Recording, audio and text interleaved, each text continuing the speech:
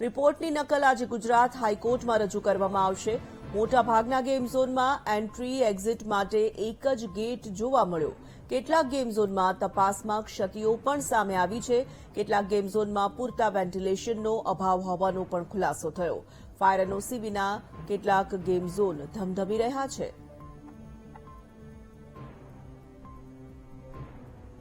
સંવાદદાતા અપૂર્વ ફોનલાઈન પર જોડાયા છે. અપૂર્વ, ગેમ ઝોન માટે જે સમિતિ રચવામાં આવી હતી તે સમિતિએ આખરે પોતાનો રિપોર્ટ સોંપ્યો છે.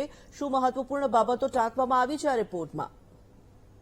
ચોક્કસથી શનિવારે જે રાજકોટ ગેમિંગ ઝોનમાં અગ્નિકાંડ સર્જાયો તે બાદ અમદાવાદના જેટલા પણ ગેમિંગ ઝોન હતા તે તાત્કાલિક બંધ કરી દેવામાં આવ્યા હતા અને અમદાવાદ મ્યુનિસિપલ કોર્પોરેશને તમામ ગેમ ઝોનની ગઈકાલે તપાસ હાથ ધરી હતી. તપાસ દરમિયાન અનેક ક્ષતિઓ સામે આવી છે, જેમાં મ્યુનિસિપલ કોર્પોરેશન, ફાયર બ્રિગેડ વિભાગ, પોલીસ અને ઇલેક્ટ્રિક વિભાગની સંયુક્ત 14 જેટલી ટીમોએ 10 થી 11 જેટલા ગેમિંગ ઝોન ઉપર તપાસ કરી હતી અને તપાસમાં ગેમિંગ ઝોનમાં અનેક ક્ષતિઓ સામે આવી છે, જેમાં કેટલાક ગેમિંગ ઝોન તો એવા હતા કે જ્યાં ફાયર એનઓસી પણ લેવામાં આવી નથી, છતાં પણ આ ગેમિંગ ઝોન બે ચાલી રહ્યા હતા. જેમાં સિંધુ ભવન રોડ પર આવેલા શોર્ટ ગેમ ઝોન છે, બોપલમાં આવેલ ટીઆરપી મોલમાં આવેલ ફન ઝોન છે, આંબલવાડી રોડ પર આવેલ બાઉન્સ અપ અને ચાંદખેડામાં આવેલ સ્પાર્ક ઝોન છે કે જ્યાં તપાસ હાથ ધરવામાં આવી.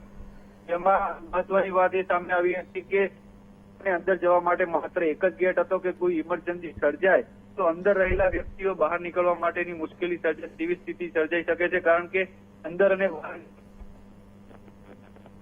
તો તેની વિગતો તપાસમાં સામે આવી છે. બીજી મહત્વની વાત એ કહેવાય કે કેટલાક એવા ગેમિંગ ઝોન છે કે જ્યાં એક ગેમિંગ ઝોન માટેની મંજૂરી લેવામાં આવી હતી, છતાં પણ ત્યાં ત્રણ ગેમિંગ ઝોન ચાલતા હતા. જેમાં વાત કરીએ તો આલ્ફા1 મોલ છે અને પેલેડિયમ મોલ છે કે જ્યાં એક જ ગેમિંગ ઝોન માટેની પરમિશન લેવામાં આવી હતી, છતાં પણ ત્યાં ત્રણ ગેમિંગ ઝોન ચાલતા હતા. એટલે ચોક્કસ કે એ કોર્પોરેશન કરી છે તેમાં સામે આવી તપાસ થાય તો આજે રાજકોટમાં અગ્નિકાંડ સર્જાયો તે બીજે ક્યાંય ના સર્જાય તેવી સ્થિતિ ચોક્કસ અહીંયા જોવા મળી રહી છે. જી.